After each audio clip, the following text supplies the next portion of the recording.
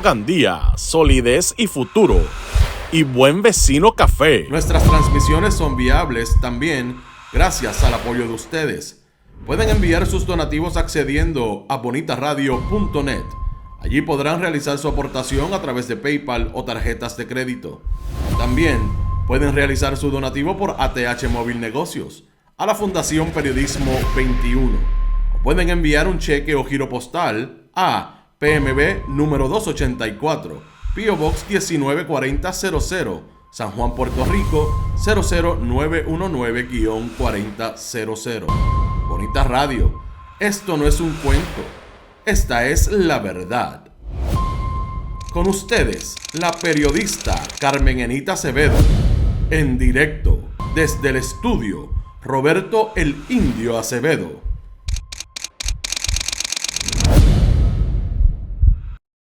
Muy buenas tardes, Puerto Rico y el mundo. Soy Carmen Enita Acevedo y estamos en Bonita Radio a las 5:05 de la tarde. Bonita Radio se enciende para conversar con ustedes sobre ustedes y de lo que tienen derecho a saber.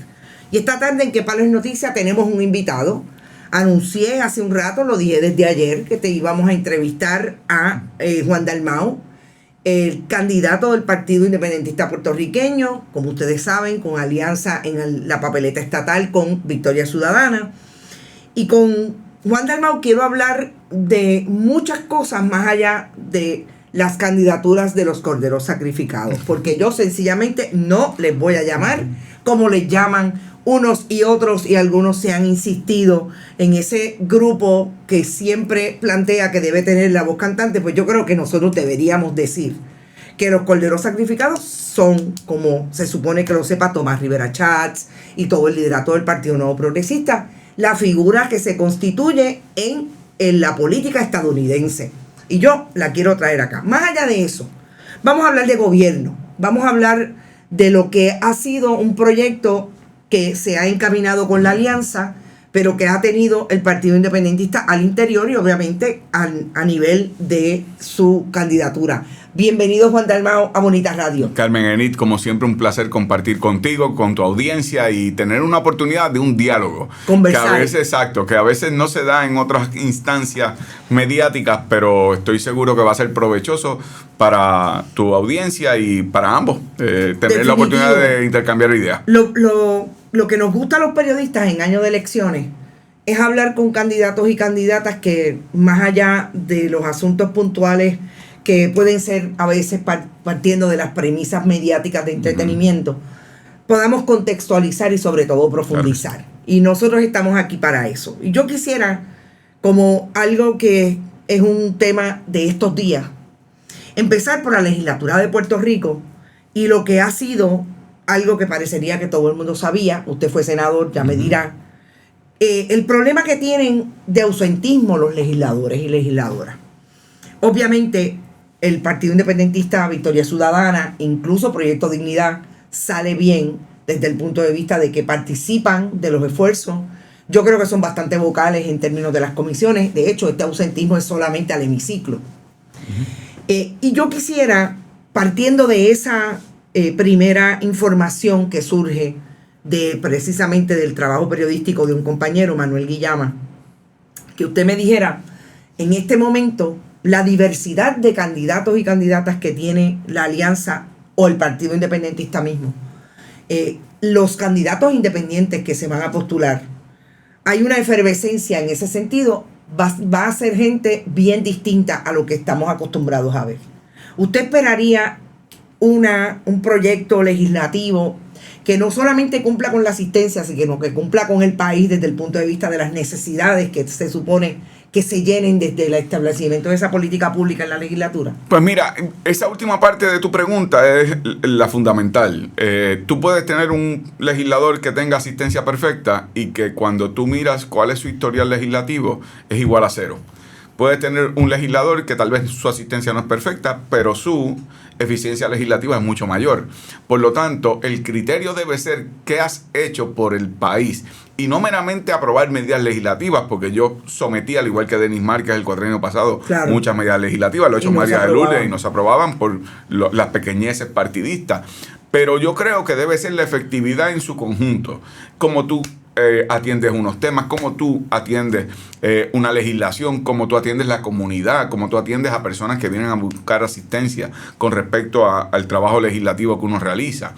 Eso es muy difícil medirlo. Ahora bien, yo creo que sí se pueden dar unos pasos para enmendar la Constitución sobre unos aspectos. Yo soy profesor de la Universidad Interamericana en la Escuela de Derecho.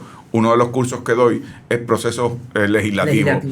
Por ejemplo, ahora mismo la legislatura no tiene obligación de llevar a votación todo proyecto radicado. Yo creo que eso debería estar. De manera que cada persona en Puerto Rico sepa cómo piensan legisladores y legisladoras sobre un proyecto de ley. No importa lo que diga una comisión sobre ese proyecto. La comisión evalúa un proyecto en primera instancia, emite un informe positivo o negativo. Si es negativo, eso entonces va al zafacón. Yo creo que el país debe saber cómo piensa si yo presento un proyecto como presenté para que las aseguradoras privadas no pudieran alterar unilateralmente sus condiciones contractuales con los proveedores de servicios, que de esa manera el país sepa si hay legisladores que están con las aseguradoras, con los pacientes y proveedores de servicios, o lo que tiene que ver con los niños de síndrome Down, que también presenté legislación para servicios esenciales, ni siquiera se llevó al hemiciclo.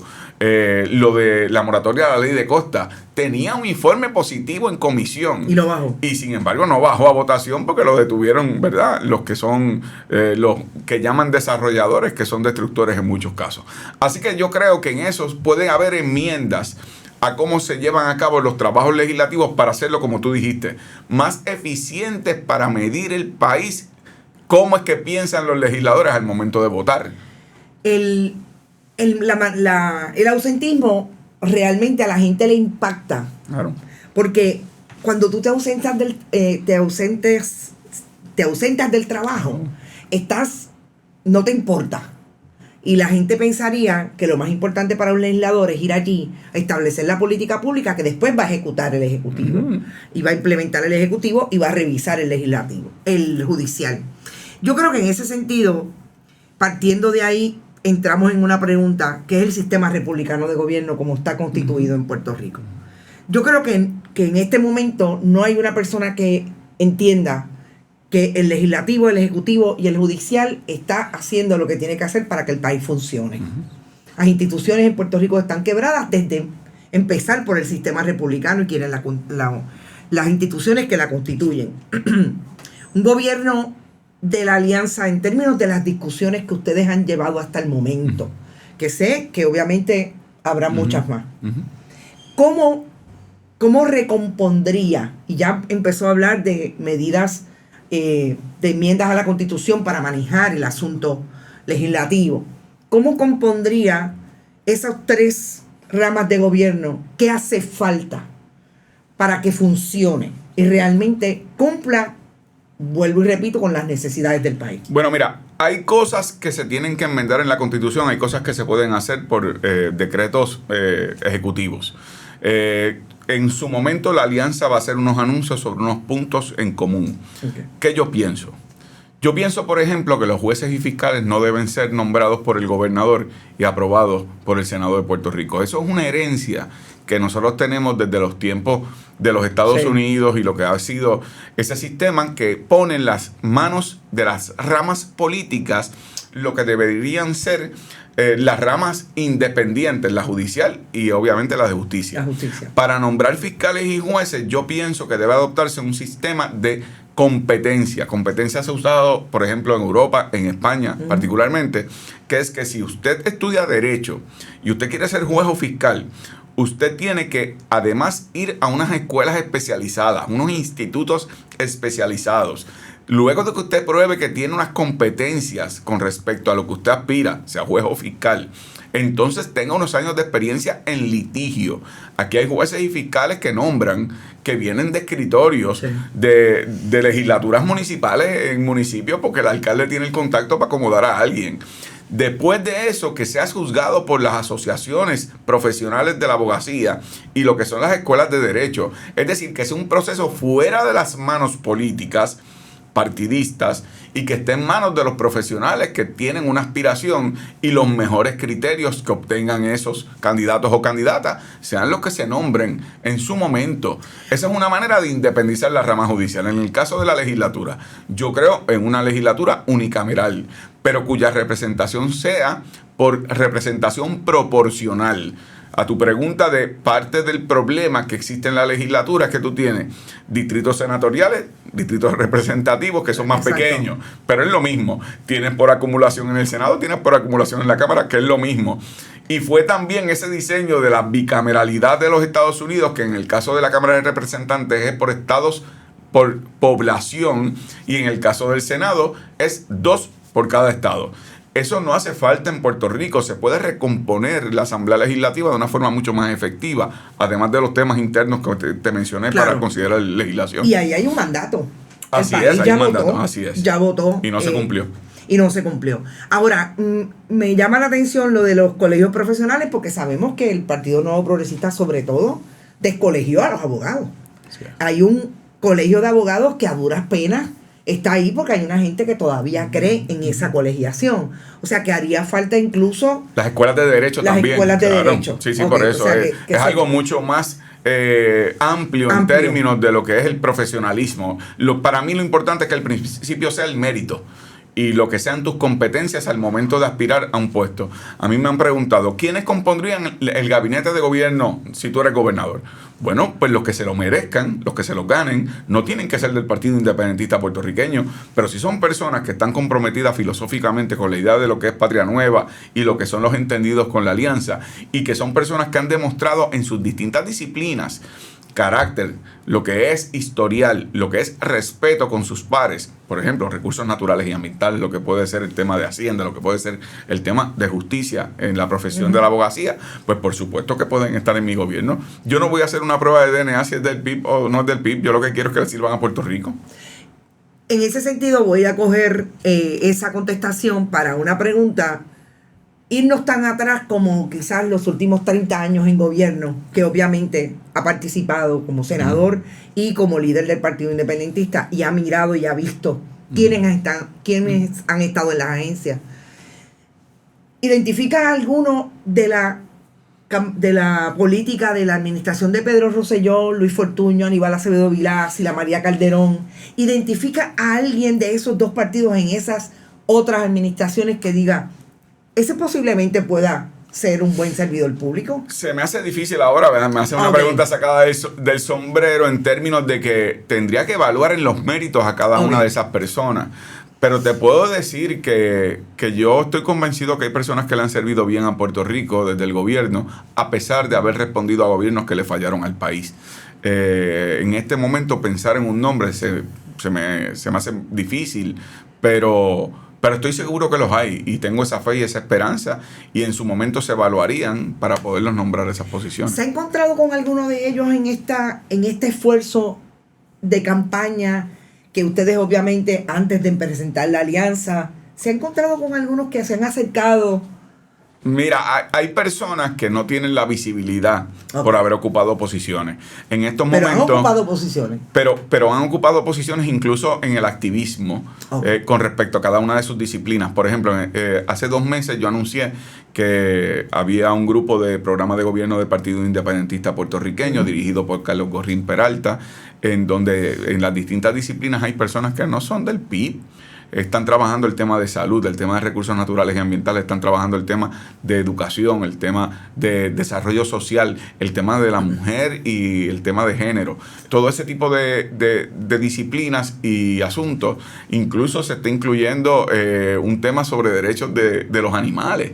El tema de cómo traemos la diáspora a Puerto Rico, y estamos incluyendo a la diáspora en ese esfuerzo. Porque hay muchas personas que se fueron de Puerto Rico por las condiciones económicas precarias que estamos enfrentando, pero que les gustaría regresar. Así que son personas que no son del PIB, algunos de ellos o muchos de ellos o de ellas, pero que están dispuestos a dar ¿verdad?, su opinión en este proceso. Y de ese mismo grupo puede surgir personas que tú y yo no conocemos por un nombre, o claro, que no nos ven como un nombre definido, Pero, y hay algunos que sí son nombres definidos, pero no los quiero mencionar. Pero no los puedes decir. No lo puedo decir. ¿Son rojos y azules? Todavía, así mismo es. Sí. Así mismo es. Incluso personas que en el pasado habían tenido posiciones distintas a las que tenía el Partido Independentista, pero que en su disciplina tenemos coincidencia. En esta coyuntura, o sea, que esa gente existen, ¿se reúnen en el Partido Independentista? Nos hemos reunido en el Partido Independentista. De hecho, la semana que viene hay una reunión en la que yo voy a participar del programa de gobierno, pero se han estado reuniendo también entre ellos. Dependiendo el tema que les toca a cada cual y a cada una de ellas. Y han hecho un trabajo espectacular y pronto vamos a ser el primer partido que va a tener un programa de gobierno presentado ante el país. Bueno, yo creo que hay un tema que no se puede escapar, que yo insisto en que perseguirá a esta administración, pero obviamente será un problema, y es el asunto de la energía eléctrica. En la energía eléctrica, más allá del proyecto que pueda presentarse para rehabilitar lo que definitivamente está en el piso, más allá de la renovación, más allá de la modernización o de los cambios que hayan estructurales, hay un asunto puntual con la privatización de la transmisión y la distribución. Ustedes en el 2022 hablaron, cuando se dieron muchas marchas, de el eliminar, cancelar el contrato Leoninos, en aquel momento con Luma. Todavía no había surgido el de Genera, y ustedes hablaban precisamente del término leonino. ¿Qué tendría que hacer un gobierno de ustedes para que esto se diera de alguna manera y no volviéramos necesariamente a lo que teníamos, pero reestructurar esto que realmente vuelva a ser un servicio esencial para el país? Mira, yo pienso que hay que revisar la manera en que se dieron esos contratos y la forma en que se dieron esos contratos y el incumplimiento de las empresas que se llevaron esos contratos. Eso se hizo a puertas oscuras y no han cumplido con el país ni con las obligaciones mínimas que uno esperaría que tuvieran. Pero hay precedentes, Carmen Enid. ¿Tú recuerdas cuando privatizaron la autoridad de acueductos de alcantarillado? Con Ondeo, que era una empresa francesa que también tenía híbridos con otras empresas, y sin embargo cuando le fallaron al país se rescindió el contrato, se acabó. Es verdad que hay unas partes de la autoridad de acueductos y alcantarillado que están amenazadas con privatizaciones particulares, pero yo creo que aquí, y esto perdóname que te tome un minutito, pero quiero reflexionar con tu audiencia. La alianza público-privada en cualquier lugar del mundo se trata de que cuando un país no tiene los fondos suficientes para crear nuevos activos, utiliza el que empresas privadas inviertan, hagan nuevos activos y luego de un tiempo esos activos van hacia ese pueblo. En Puerto Rico fue la inversa. Los activos que eran nuestros, que nosotros pagamos, que nosotros invertimos, que nosotros hicimos, eso se les entregó a precio de pescado bombao a empresas privadas. Eso pasó con el aeropuerto, con la autoridad de puertos, eso pasó con la autoridad de energía eléctrica, eso por poco pasa con la autoridad de acueducto de alcantarillado, aunque en unas partes ha pasado. Sí. Entonces, de repente, con los peajes, ha pasado de una forma en donde lo que son nuestros activos como país se les ha entregado a empresas privadas que su ánimo es de lucro y por lo tanto no es de servicio al país.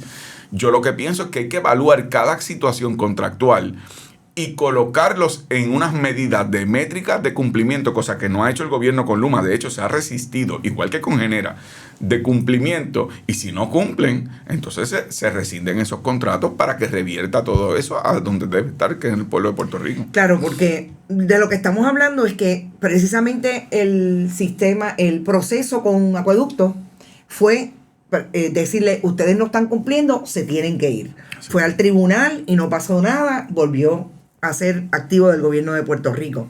Pero eso, en aquel momento recuerdo que no solamente participaba justicia, pero también participaba un grupo de abogados y abogadas que se contrató del gobierno de Puerto Rico y así mismo lo establecieron. ¿Qué pasa con justicia? Bueno, con justicia lo que pasa es lo que te planteé anteriormente cuando me preguntaste sobre una reingeniería del gobierno de Puerto Rico. Justicia no deja de ser, desafortunadamente, no quiero generalizar porque debe haber gente muy buena con muchos méritos en justicia, pero se terminan convirtiendo en sastres jurídicos de los gobiernos de turno.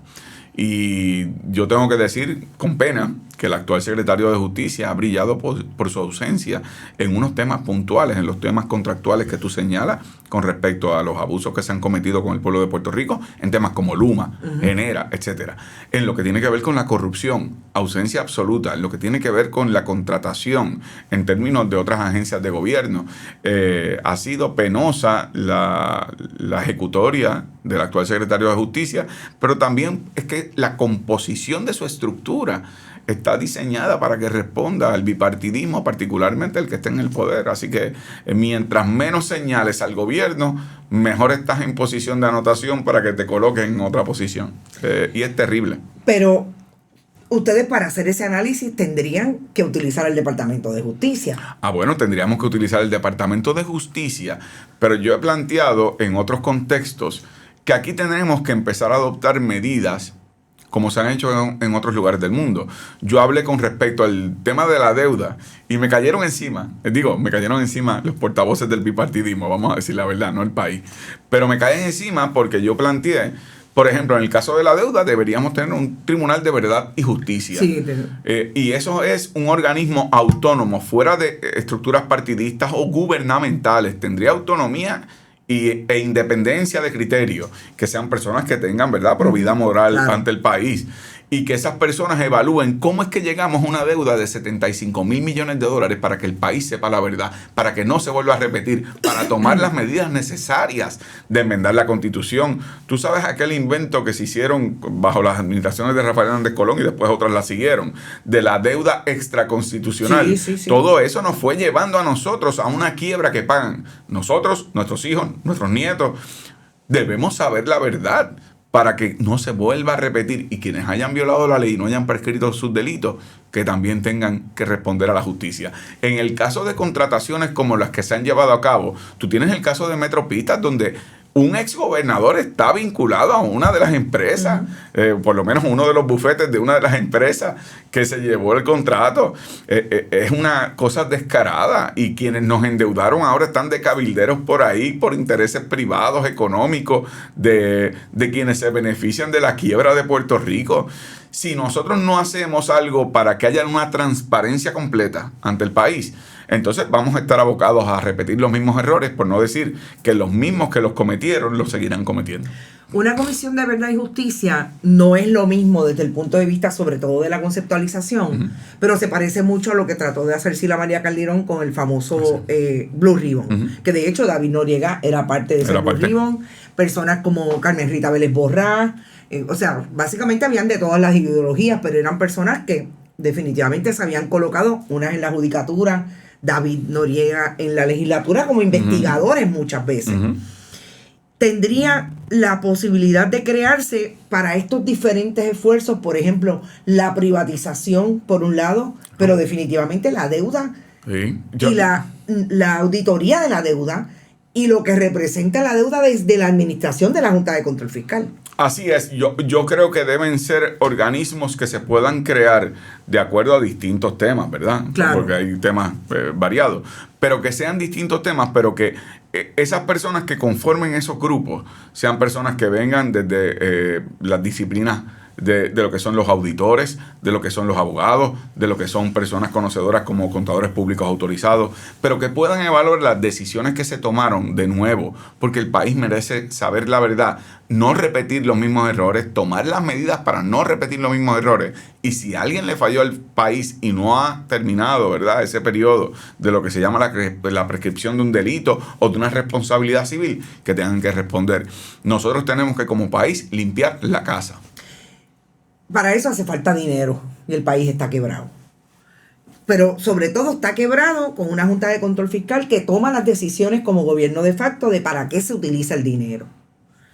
Aquí yo tuve a Rolando Emanueli la semana pasada en una conversación precisamente en el momento en que la Junta de Control Fiscal le pidió a la jueza Laura Taylor Swain que dejara sin efecto los convenios colectivos de los empleados que quedan en la Autoridad de Energía Eléctrica, porque no hay dinero para satisfacer esos derechos, etcétera, etcétera, y cambiar el juego del plan de pensiones.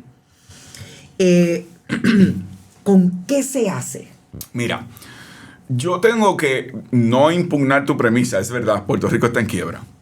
Pero, por ejemplo, nosotros tenemos un departamento de educación que tiene más dinero que nunca antes en su historia. Tienen menos estudiantes que nunca antes en su historia, tienen menos maestros que nunca antes en su historia, y menos maestras, y menos planteles escolares. Entonces, uno tiene que preguntarse dónde están las prioridades torcidas del uso del presupuesto del país. Te doy un ejemplo. El año pasado, Carmen Enid, Puerto Rico dejó de recaudar 21,000 millones de dólares en exenciones y créditos contributivos. Eso es más del doble del presupuesto de Puerto Rico. Yo no estoy diciendo que hay que eliminar todas esas exenciones y créditos, pero evidentemente hay que evaluar si esos créditos y esas exenciones están rindiendo lo que es desarrollo económico, empleos, porque sabemos que hay empresas o personas que lo están recibiendo sin crear ni empleo ni desarrollo económico. Cuando yo era senador, yo pedí por una resolución de investigación que el Departamento de Hacienda me entregara esa información.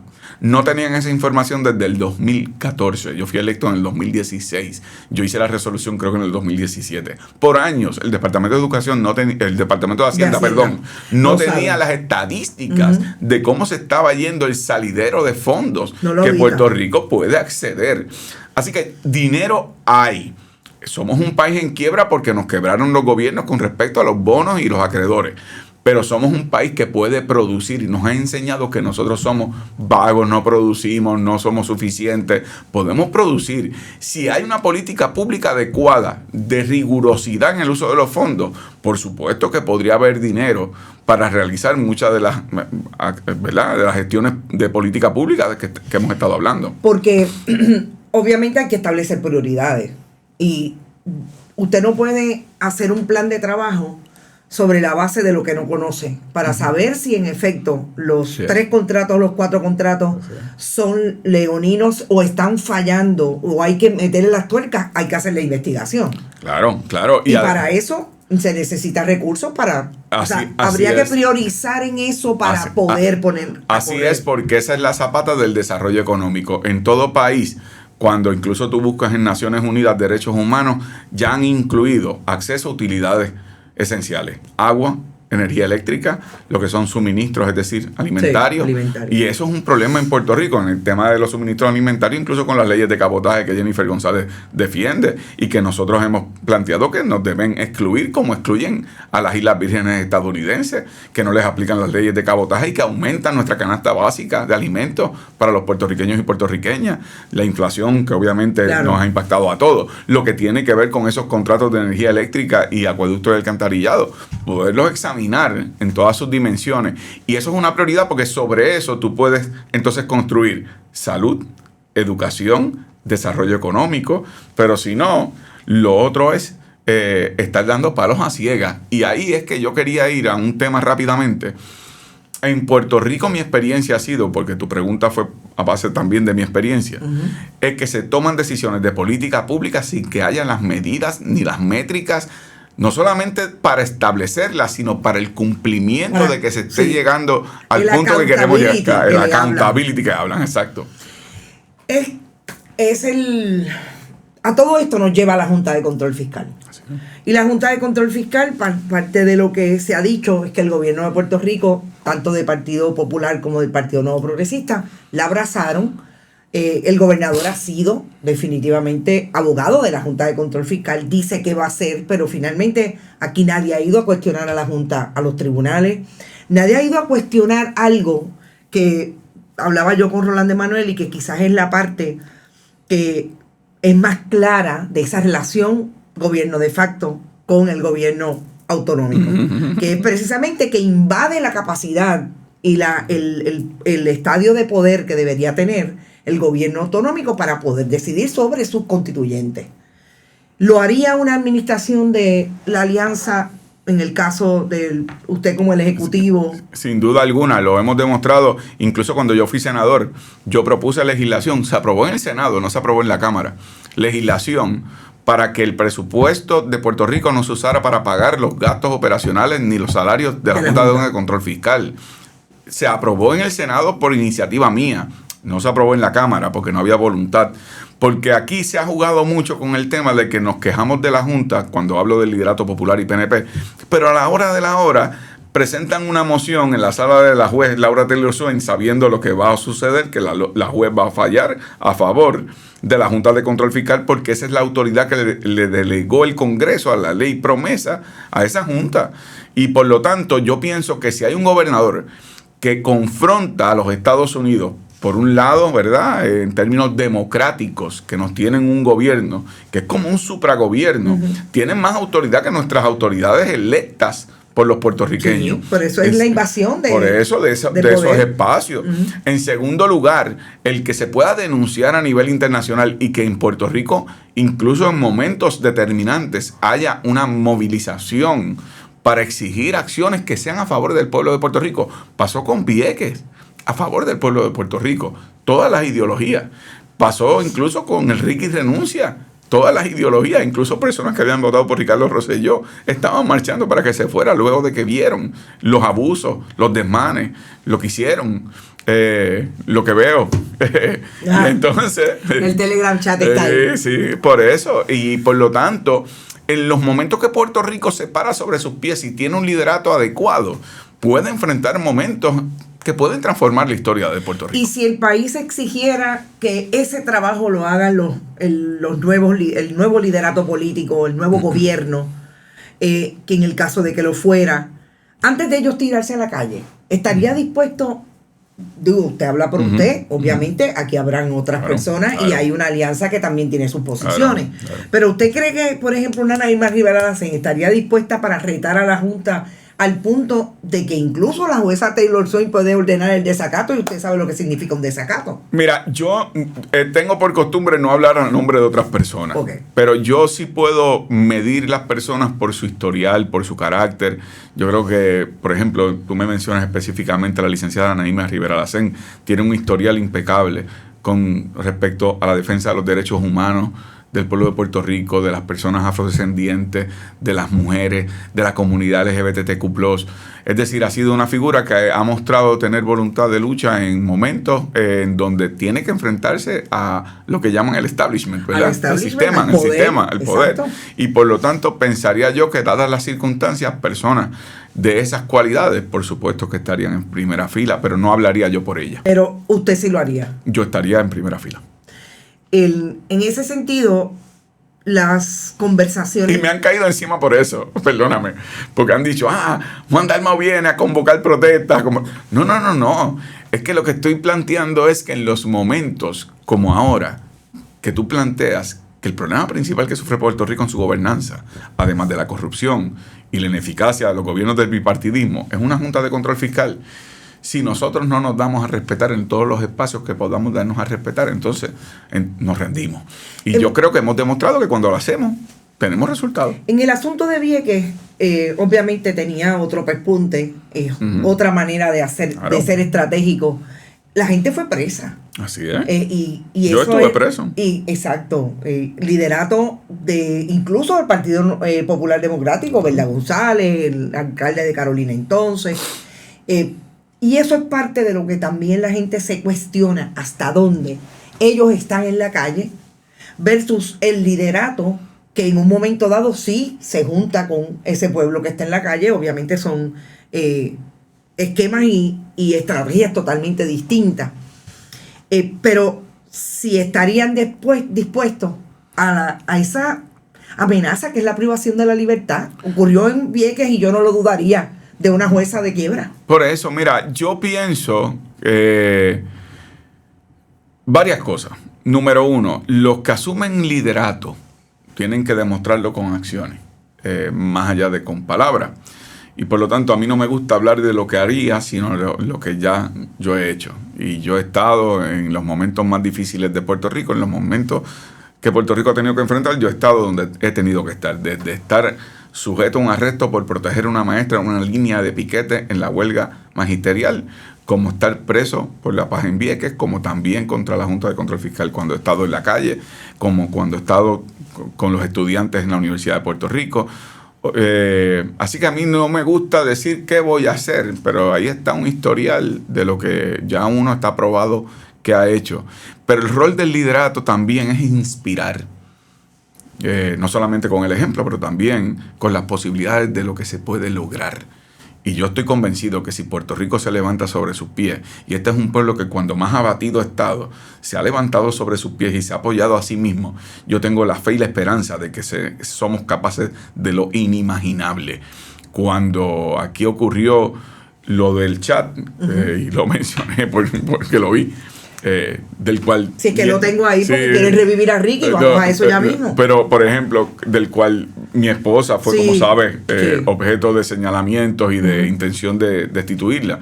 Este país se tiró a la calle y logró algo inimaginable. Un gobernador electo a mitad de término tuvo que renunciar a su cargo sin intervención de los Estados Unidos para defenderlo, que es un dato que tú y yo, que tenemos conciencia, sabemos lo que significa, porque si los Estados Unidos querían, el gobierno estadounidense, que se quedara ese gobernador, se hubiese quedado. Se hubiese quedado, claro. Se hubiese quedado. Eso no pasó. Lo de Vieques es un caso, pero hay tantos otros casos, a veces más regionales. Lo que pasó con el gasoducto del sur, el gasoducto del norte, lo de las cenizas en Peñuela. Cuando uno va buscando cómo se van manifestando esas expresiones de dignidad propia, siempre hemos prevalecido en lo que es un propósito mayor, que es el bienestar del pueblo de Puerto Rico, pero hace falta un liderato político que sea capaz de encauzar.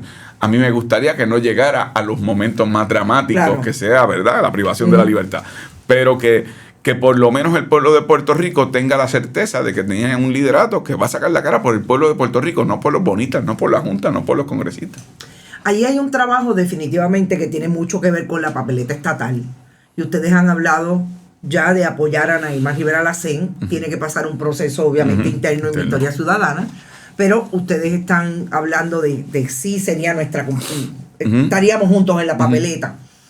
Y en ese sentido, la comisaría residente, y yo la entrevisté sobre ese asunto, parece haberse desligado de los esfuerzos para colocar a Puerto Rico de frente a sus necesidades en Washington, independientemente del asunto colonial y de lo que signifique para un popular o una persona o un estadista, Jennifer González versus, por ejemplo, Aníbal Acevedo Vilá, defender su ideología. Y a eso aparentemente se dedicó ese esfuerzo de la comisaría residente. ¿Le parece que hay otros, sobre todo en un momento histórico de mucha crisis en Puerto Rico, hay otra manera de estructurar el trabajo en Washington que le competa incluso al gobernante de turno, para sacar sobre todo asuntos como la Junta de Control Fiscal, la misma reorganización y reestructuración de la red eléctrica, todo lo que tiene que ver con lo que Estados Unidos nos gusta o no va a estar ahí hasta que los puertorriqueños lo decidan? Mira, yo he escuchado a la senadora Ana Irma Rivera Lacén, he conversado con ella y ella tiene una visión muy compatible con mi visión. En primer lugar, un enfoque sobre el tema de derechos humanos. Ir a Washington para enfatizar en los temas de Puerto Rico, no como dádivas, no como regalos, sino como responsabilidades y obligaciones de una potencia administradora sobre su territorio, como tú señalas, en las condiciones territoriales actuales que vivimos. Lo otro sería estar mirando a la luna.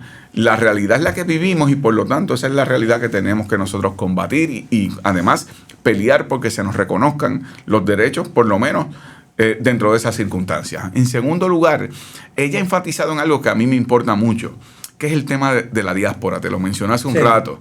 Yo creo que aquí la inmensa mayoría de las personas, y no quiero decir todos porque no me atrevería yo a generalizar de esa manera, pero la inmensa mayoría de las personas que se han ido de Puerto Rico se han ido por necesidad económica, necesidad educativa, necesidad de oportunidades.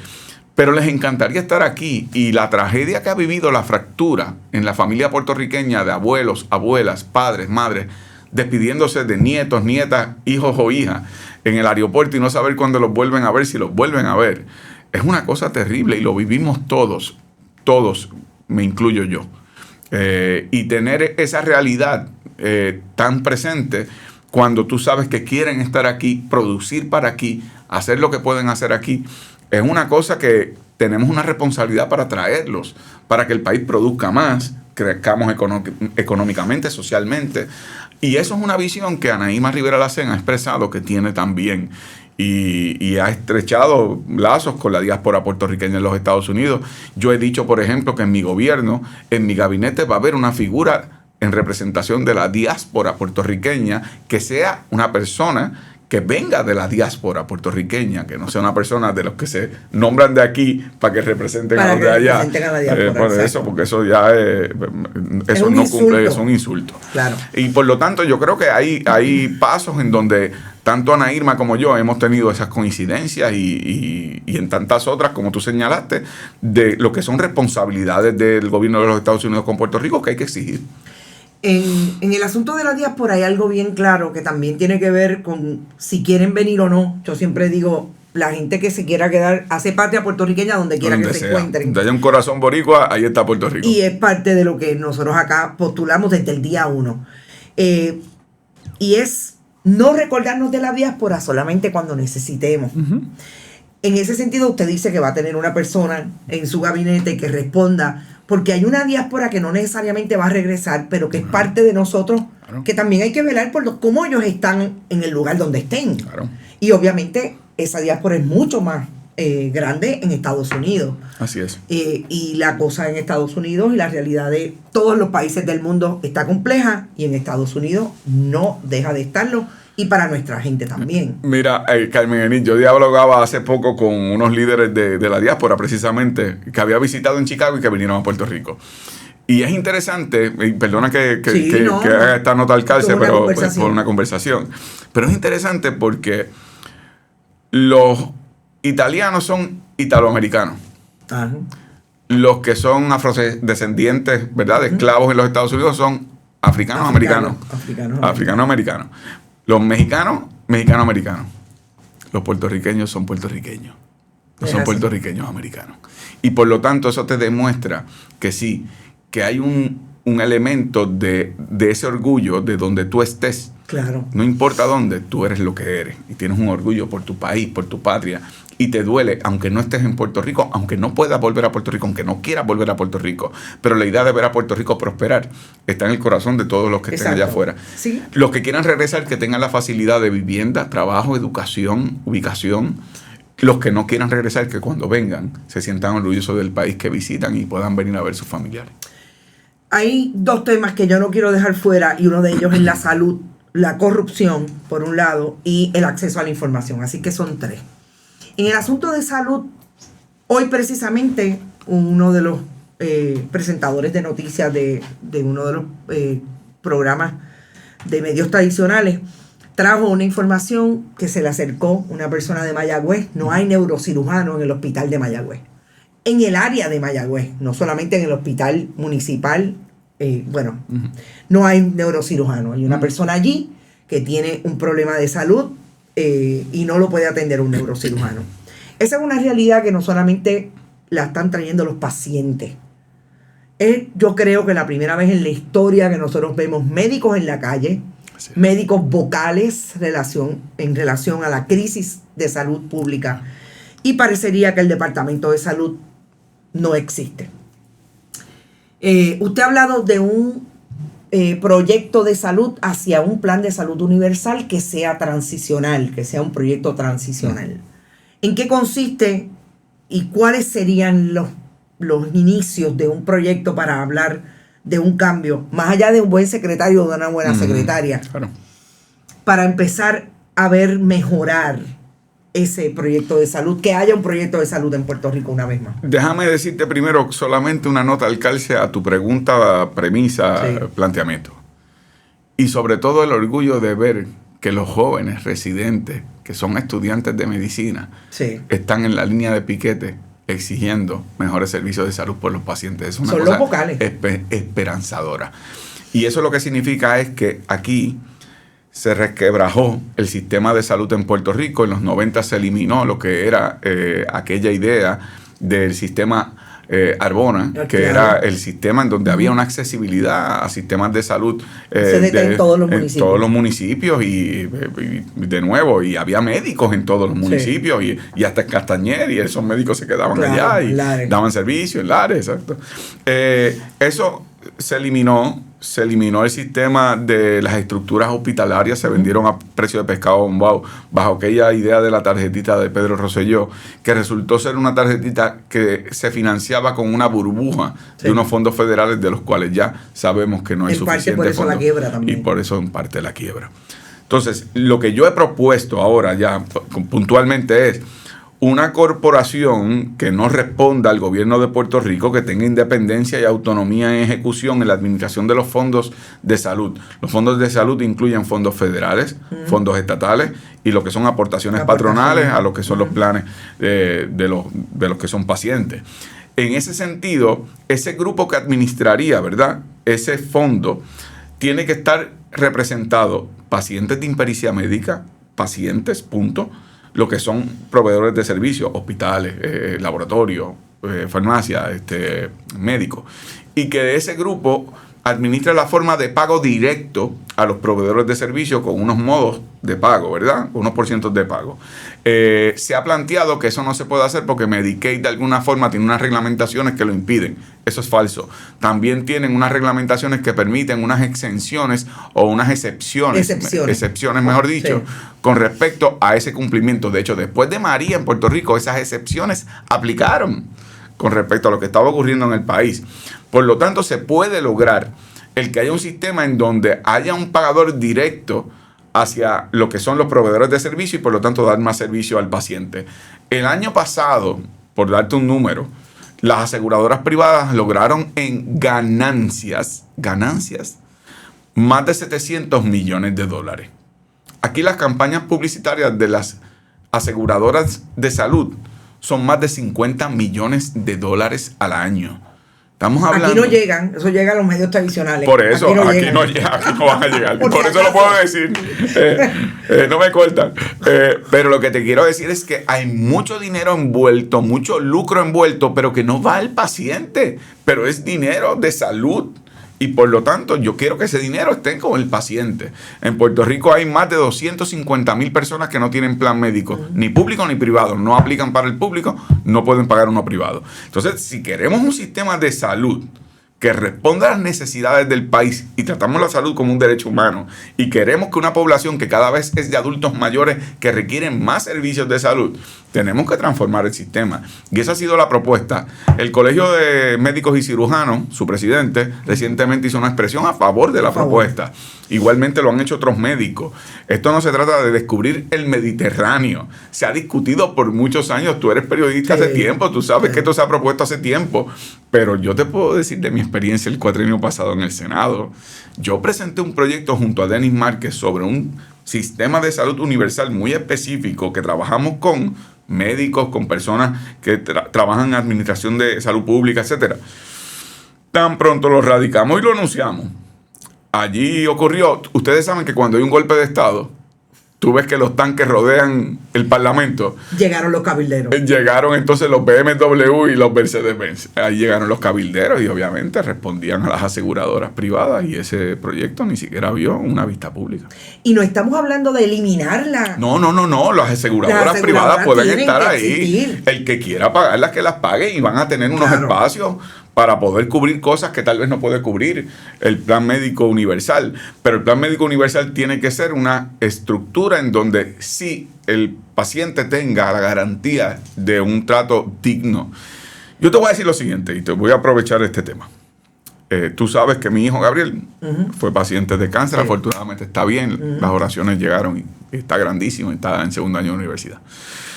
Pero yo recuerdo cuando Gabriel en centro médico, en el hospital pediátrico, en ocasiones no había ni siquiera el gel anestesiante para hacerle la espinal.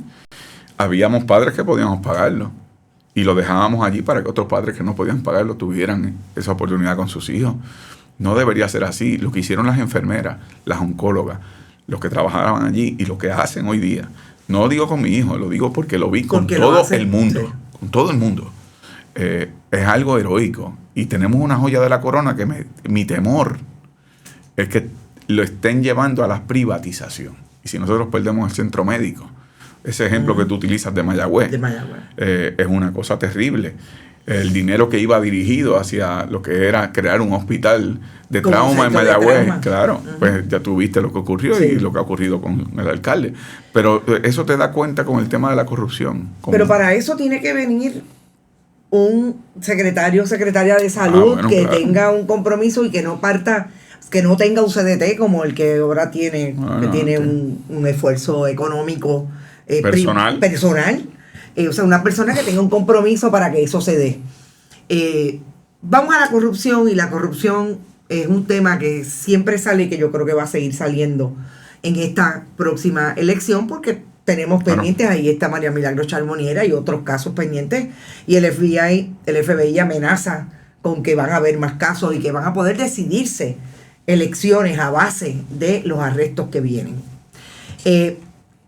Hay en ese asunto algo que volvemos al Departamento de Justicia, pero que podría incidir en un gobierno diferente en el caso de ustedes, y es lo que es jurisdicción de Puerto Rico versus lo que es la jurisdicción de Estados Unidos. Parecería que aquí no hay Departamento de Justicia desde por lo menos hace 2-3 administraciones. Y ellos, sobre todo este secretario y la secretaria, que precisamente es una acusada hoy de corrupción, Wanda Vázquez Garcet, gobernadora sucesoral, que fue secretaria del Departamento de Justicia, siempre aludían al famoso memorando de entendimiento entre el gobierno de Puerto Rico, Justicia Puerto Rico y Justicia Estados Unidos. ¿Qué pasaría en un gobierno suyo con el memorando de entendimiento que parecería que solamente le da jurisdicción a las autoridades federales versus a las de Puerto Rico? El memorando de entendimiento que se cita como tú lo has descrito, eso es pasar con ficha. Esa es la verdad. Para que el Departamento de Justicia en Puerto Rico no asuma responsabilidades con respecto a unas obligaciones que tendría que asumir. Y eso en ocasiones lo puede poner en pugna con el gobernador o la clase política o el partido político que lo designa. Bueno, pues entonces que eso lo bregue en justicia. ¿Y por qué es justicia federal? ¿Por qué justicia federal? Yo les tengo a ustedes una noticia, a los que nos están viendo, ¿verdad? En el sistema federal de justicia no hay seres superiores. No los hay. De hecho, hay muchísimos puertorriqueños. O sea, Sí, no hay un problema de DNA con el tema de que si somos puertorriqueños somos menos. Lo que ha pasado es que como el sistema de justicia federal no depende de los nombramientos de un gobernador de Puerto Rico y de un senado de Puerto Rico, pueden actuar con una independencia necesaria. Por eso vuelvo al tema anterior. Claro. Al tema de que escogen? sí, claro, ¿quiénes escogen los fiscales y jueces en Puerto Rico? Si los fiscales y jueces en Puerto Rico fueran escogidos por mérito, con independencia de un criterio de las ramas políticas, yo les hago un cuento. Porque hay gente competente, hay gente seria, hay gente que está dispuesta a hacer su trabajo, pero cuando se le impide, porque tienen siempre ese temor. Que estar pensando en el nombramiento. En el nombramiento, en la renominación, en qué voy a hacer, en cómo lo voy a hacer, en que no quiero quedar mal con este o con aquel, o con el que le debo el favor, que fue el que me nombró, me recomendó. Bueno, pues esa dinámica no funciona que en los casos de corrupción. Como en otros casos también, pero en los casos de corrupción particularmente. Hay un asunto de corrupción que persigue a Pedro Pierluisi y que en este cuatrienio definitivamente lo persiguió bastante y creo que a la elección general lo va a perseguir, que es, si gana la primaria contra Jennifer González, que es el asunto de los amigos del alma. En el caso de él no solamente tiene amigos del alma que han salido a relucir, sino que hay cuñados del alma, hermanos no tanto, pero primos del alma que están de hecho convictos por corrupción. Y es una pregunta que le hicieron en el debate en el 2020, si su cuñado iba a tener tantos contratos como en efecto tiene del gobierno de Puerto Rico, desde seguros en Hacienda hasta otros, en agencias públicas como abogado, etc. Usted obviamente tiene familia. Claro. Y usted lo ha dicho antes, su esposa, antes de que usted fuera empleado, servidor público y líder del Partido Independentista, tenía contratos entiendo que con educación por... No, mi esposa con la oficina del comisionado de instituciones financieras. Exacto. Dirige la oficina legal. Exacto, EOSIF. Pero ella es empleada. Sí. Ok, es empleada. Y de confianza, ha estado con múltiples administraciones. Sí. Exacto, ella no es contratista. No. Pero evidentemente tiene amigos, tiene familia, tiene un hermano que es abogado incluso. Eso, ¿cómo usted lo manejaría al punto de que no se le pueda acusar o se le pueda señalar que en efecto está ejecutando la política de Pierluisi, de los amigos del alma o de los cuñados del alma? Mira, yo creo en eso, en el principio en derecho de la muralla china, le llaman. Sí. Que eso se utiliza en el concepto de los abogados cuando tienes compañeros de bufete que pueden tener unos intereses en conflicto. Exacto. Y se coloca esa división. Lo que sean las profesiones o las disciplinas que utilicen mi hermano, mi hermana, mis parientes, lo que fueran, serán las disciplinas que ellos ejerzan. Pero para cumplir con el gobierno va a haber una muralla china con respecto a sus obligaciones y con el cumplimiento si tuvieran en ese sentido algún tipo de vínculo antes de que yo estuviera o incluso mientras yo esté. Y yo creo que en ese aspecto yo me siento muy cómodo porque yo he estado en el Senado de Puerto Rico. Yo recuerdo, por ejemplo, cuando yo estuve en el Senado de Puerto Rico, una familiar fue designada para una junta de algo y yo me eliminé del proceso completamente, y eso lo saben porque incluso estando en el poder el PNP en ese momento no pudieron hacer un solo señalamiento de nada que tuviera que ver conmigo. De hecho, yo no sabía que eso era una determinación que se había tomado.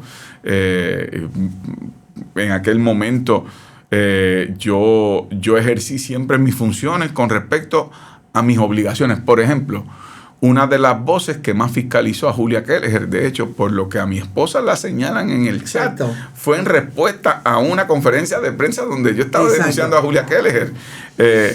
Y tengo una hermana que ha colaborado con el Departamento de Educación, incluso cuando estaba Julia Kelleher como secretaria de Educación. Así que mis determinaciones son las que son. Pero yo te voy a decir algo adicional al tema de Pierluisi, que yo creo que es más preocupante. En el tema de Pierluisi, como el tema de Jennifer González, hay un elemento que tiene que ver no tanto porque sean parientes, es que eran colaboradores íntimos de la campaña.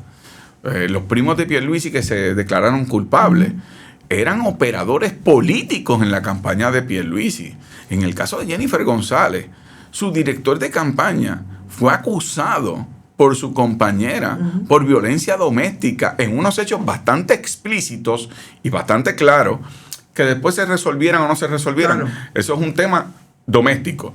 Oye, pero si estás nombrando a alguien que fue señalado de esa naturaleza, de esa manera, por no decir que estás nombrando a alguien que estuvo en el chat también, que dicho sea de paso fue el que dijo que debían votar a la esposa de Juan Dalmao porque no era PNP. No era PNP. Ah, bueno, pues entonces ya tú sabes el tipo de personas que están en esas campañas, más allá de los familiares.